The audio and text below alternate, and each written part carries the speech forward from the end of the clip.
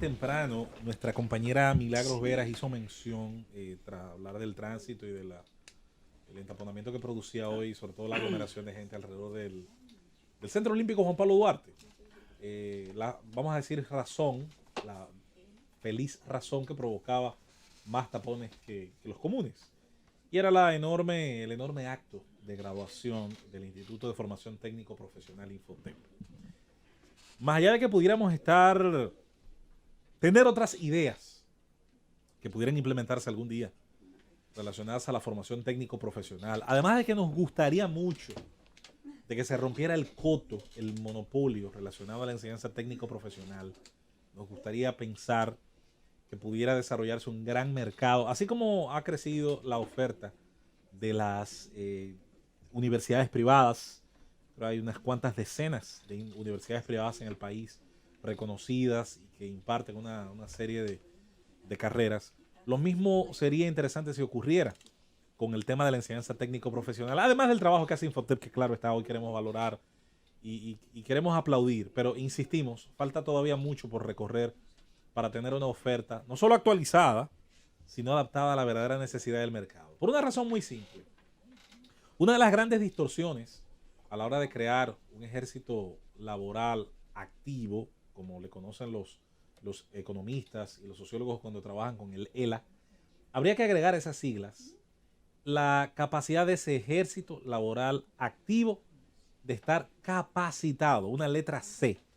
Una letra C que se ha confundido durante el tiempo con el acceso a la universidad y la creación de una enorme masa de licenciados, sobre todo en las humanidades y eventualmente en las ciencias exactas. Se puso de moda a finales de los años 80 estudiar la contabilidad porque era la forma de acceder a los empleos de oficina.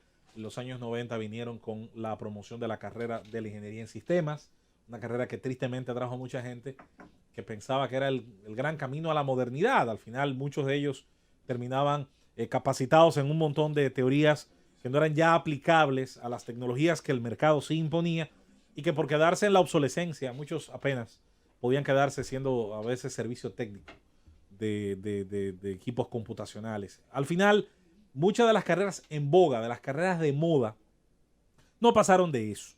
De llamar la atención tal vez por el triunfo de unos pocos y convertirse en una especie de punta de iceberg, cuando la enorme mayoría de la gente que las cursaba y algunos de los que la terminaban luego no tenían espacio en el mercado para competir y para convertirse a su vez en sujetos que pudiesen elevar su calidad de vida sobre la base de lo aprendido. En el dibujo precisamente de nuestro ejército laboral activo es, entre otras cosas, la suma de muchas malas decisiones, de muchas políticas cerradas, pero sobre todo de un trabajo que no se ha hecho en la diversificación de la oferta del conocimiento. De los sectores económicos clásicos, de los tres, el que más creció en los pasados 30 años fue claramente el sector servicios. El sector industrial ha tenido un crecimiento, más no necesariamente quizás el que hubiesen muchos querido y esperado, y mucho menos el que se hubiese proyectado. Y en el caso del sector primario, el que trabaja las materias primas, es terrible la situación, sobre todo en el caso de la agricultura. En el caso de la agricultura, dado que la misma ha sido relacionada, dado el abandono del campo y la incapacidad de los gobiernos en generar incentivos a que las nuevas generaciones se queden en sus lugares de origen, sino que las mismas se ven obligadas a hacer la doble migración, la migración del campo a la ciudad, del campo a los grandes municipios y de los grandes municipios al exterior del país. Una de las formas en las que una sociedad puede comenzar a corregir esos patrones negativos es insertar a la gente a trabajar en lo que, entre otras cosas, su economía está en capacidad de producir.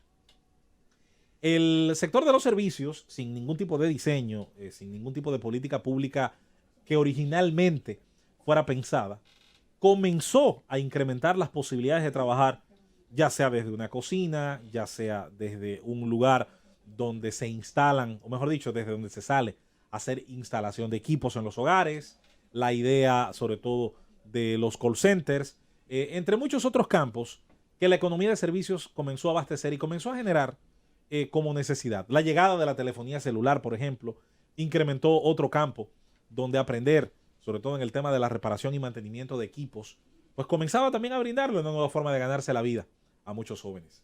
En el caso del sector primario, y siempre insisto, la economía extractiva, especialmente la que está relacionada a la agricultura y a la pescadería, entre otras formas de producción que están cercanas a la tierra, a la naturaleza. Lo que hemos hecho ha sido en los últimos años interesante, se puede aplaudir, pero no ha sido suficiente. No ha sido suficiente porque ha faltado muchas veces no solamente producir los técnicos en piscicultura, en construcción de nazas, en todos los temas asociados al campo y la riqueza del suelo, sino que ha faltado la política para, por ejemplo, señores, la electrificación rural no ha terminado, no lo digo yo, lo dice la propia agencia del gobierno que está encargada de esto. ¿Cómo puede bajar el costo de convertir en riqueza en potencia, lo que hoy es riqueza solo potencial, estando en el subsuelo, estando en las costas, cuando, por ejemplo, el tema de la energía eléctrica, la electrificación rural y remota, todavía es una tarea que no se ha terminado en pleno siglo XXI? Ni hablar, una vez abordamos el tema de la electrificación, la capacidad de obtener equipos, maquinaria y la capacitación para hacer uso de esos equipos.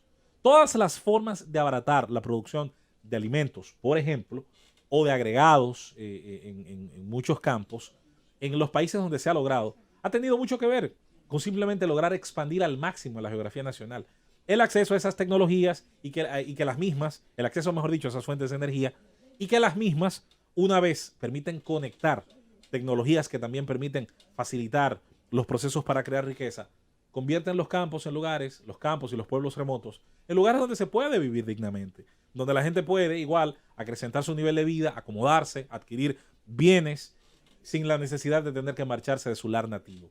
Todo esto a raíz de que la enseñanza técnico-profesional está ahí.